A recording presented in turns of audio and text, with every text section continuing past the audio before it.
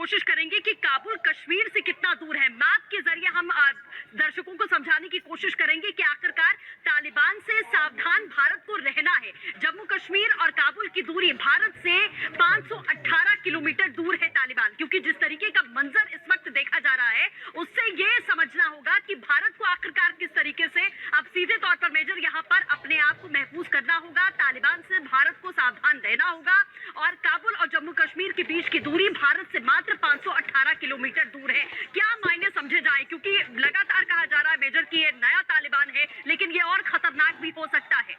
हमारी सहयोगी हिमानी भी, मेजर माफ कीजिएगा, हमारी सहयोगी हिमानी भी हमारे साथ जुड़ी हुई है, उनका भी एक बार रुख कर लेते हैं, कुछ जानकारी उनके पास भी है। बिल्कुल, देखिए सृष्टि, इस वक्त मैं बता दूं एक बड़ी खबर जो आ रही है वो ये AIIMIM के अध्यक्ष असदुद्दीन ओवैसी तालिबान से बातचीत की वकालत करते हुए नजर आए। जी हाँ, आपको बता दें कि उन्होंने ये कहा है कि भारत को तालिबान से बातचीत करनी चाहिए, हमारा बड़ा निवेश है वहां पर। ऐसे में आप देखिए कि असदुद्दीन ओवैसी की जो प्रतिक्रिया है वो सामने आती है इसको लेकर कि तालिबान से बात करनी चाहिए। जहां एक तरफ तालिबान वो पुराना तालिबान नहीं है, ये तालिबान पिछले तालिबान से ज्यादा पढ़ा लिखा की अगर बात कर लीजिए या सोशल मीडिया पर एक्टिव होने की बात अगर कर लीजिए, तमाम प्रोपेगेंडास जो वीडियोस हैं वो उसकी तरफ से हम देख रहे हैं यहाँ पर। लेकिन रिपब्लिक भारत ने जब बातचीत की, उनसे प्रतिक्रिया इस पर लेनी चाहिए, तो उन्होंने कहा रिपब्लिक भारत से कि तालिबान से बात करे भारत। तालिबान पर असदुद्दीन ओवैसी का ये बयान सुनिए। भारत सरकार को तालिबान से गुफ्तगू करनी चाहिए, डायलॉग करनी चाहिए। बहुत से लोग मुझे क्रिटिसाइज किए, बट सिक्योरिटी एक्सपर्ट्स इस बात को कहे कि हाँ, उनसे बातचीत करना चाहिए, उनके रेग्रेसिव पॉलिसीज को कोई मानता नहीं। मैं भी कहता हूँ, मगर हमने बातचीत ही नहीं की, आपने कोई बात नहीं की। अब खतर में आप जाते हैं, जाकर बातचीत करते हैं। उज्बेकिस्तान में जब उनसे बातचीत होती है तो आप खाली ऑब्जर्वर बन के जाते हैं, जबकि हमने $3 बिलियन इन रिकंस्ट्रक्शन अफगानिस्तान में हमने लगाया है। पार्लियामेंट अफगानिस्तान की बनाई जो 2015 में हमारे भारत के प्रधानमंत्री नरेंद्र मोदी और जो अफगानी जो प्रेसिडेंट भाग गया ताजिकिस्तान को, हमने दोनों ने इनॉग्रेट किया। सालामा डैम भारत के पैसों से बनाया गया।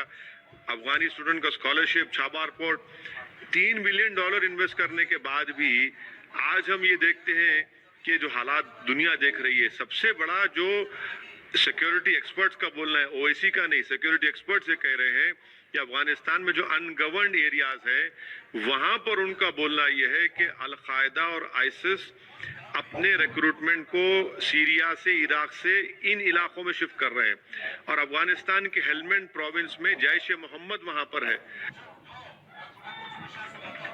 जी, आपने देखा असदुद्दीन ओवैसी का बयान, और टेक्निकली स्पीकिंग ये गलत नहीं कह रहे। एज डिफेंस एक्सपर्ट या as a defence analyst, I should say, not an expert but an analyst, मैं ये बात कहना चाहता हूँ कि अगर वहाँ पे तालिबान की सरकार है तो आपको तालिबान से ही बात करनी पड़ेगी। अशरफ गनी से तो बात करने का कोई फायदा है नहीं, क्योंकि वो अफगानिस्तान में है ही नहीं। सरकार के सारे लोग भाग गए हैं, आर्मी ने सरेंडर कर दिया, वहाँ पे है कौन? तालिबान। दूसरा पॉइंट जो ओवैसी साहब ने बताया, ये बोला कि साहब देखिए $3 बिलियन की इन्वेस्टमेंट है, वो डैम भी हमने बनाया, पार्लियामेंट भी बनाई, ये भी बात बिल्कुल ठीक है। और सबसे इंपॉर्टेंट बात जो उन्होंने बोली, जिसके बारे में मीडिया बात नहीं कर रही, बात करनी चाहिए अनगवर्नड एरियाज ऑफ अफगानिस्तान।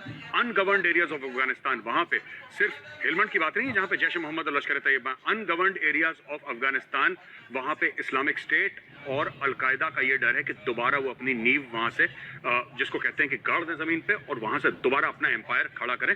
तो तीनों पॉइंट जो ओवैसी साहब ने बोले गलत पॉइंट नहीं है, और डिप्लोमेसी के एंगल से दिस थिंग। बट एक और बात मैं कहना चाहता हूँ, India is already in touch with the Taliban. India already बात कर रही है, जिस लेवल पे इंडिया को लगता है कि तालिबान से बात करनी चाहिए, India is engaging with the Taliban, और लगातार उनसे एंगेजमेंट चल रहा है इंडिया का तालिबान। ये मीडिया में भी, फॉरेन मीडिया में और दीगर जो अपने बड़े बड़े न्यूज एजेंसीज हैं वहां पे ये बात ऑलरेडी आ चुकी है।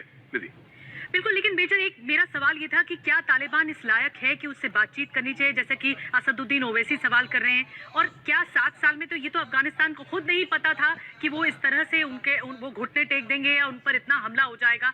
तो क्या ऐसी सिचुएशन थी जो असदुद्दीन ओवैसी जिसका इशारा कर रहे हैं?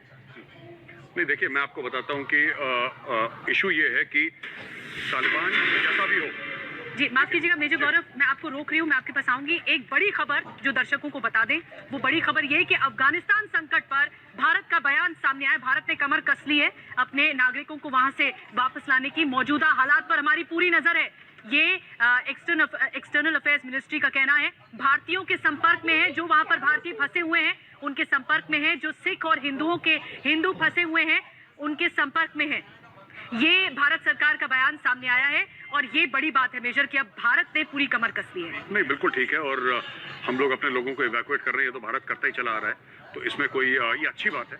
ब्रदर, ये बहुत बढ़िया बात है कि भारत ने, मिनिस्ट्री ऑफ एक्सटर्नल अफेयर्स ने बयान दिया और जितने भी वहाँ पे हिंदू और सिख भी हैं वहाँ पे जो फंसे हुए हैं उनको यहाँ पे इंडिया में लाना चाहिए, और जो वहाँ के अफगान मूल के भी हैं, अगर सिटीजनशिप की बात हो तो उनको यहाँ पे सेटल करना चाहिए, कागज देने चाहिए, सिटीजनशिप देनी चाहिए उनको, ये मैं मानता हूँ। और ये अच्छा काम कर रहा है मिनिस्ट्री ऑफ एक्सटर्नल अफेयर्स ने। वापस हम आते हैं जिस मौजूद पर हम लोग बात कर रहे थे, और इसमें क्या है कि अफगानिस्तान को तो ये लोग छोड़ के चले गए। अब ओवैसी साहब ये कह रहे हैं कि क्या अफगान तालिबान से उनको बात करनी चाहिए। मैं मानता हूँ बात करनी चाहिए, क्योंकि सिर्फ इन्वेस्टमेंट की बात नहीं है, इन्वेस्टमेंट की बात नहीं है, ये भी अगर आप तालिबान से बात नहीं करेंगे और फिर अफगानिस्तान की जमीन अगर जैश ए मोहम्मद इस्तेमाल करता है या लश्कर ए तैयबा इस्तेमाल करता है तो फिर क्या होता है, फिर क्या होगा, फिर क्या होगा, हमें ये देखना है कि फिर क्या होगा।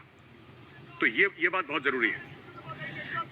बिल्कुल, तो जाहिर तौर पर फिर क्या होगा ये अपने आप में बड़ा सवाल है। लेकिन मेजर, जिस तरीके से ये कहा जाता है कि तुगलकी फरमानों के लिए तालिबान जाना जाता है, और हम ये समझ रहे हैं, ये कहा जा रहा है कि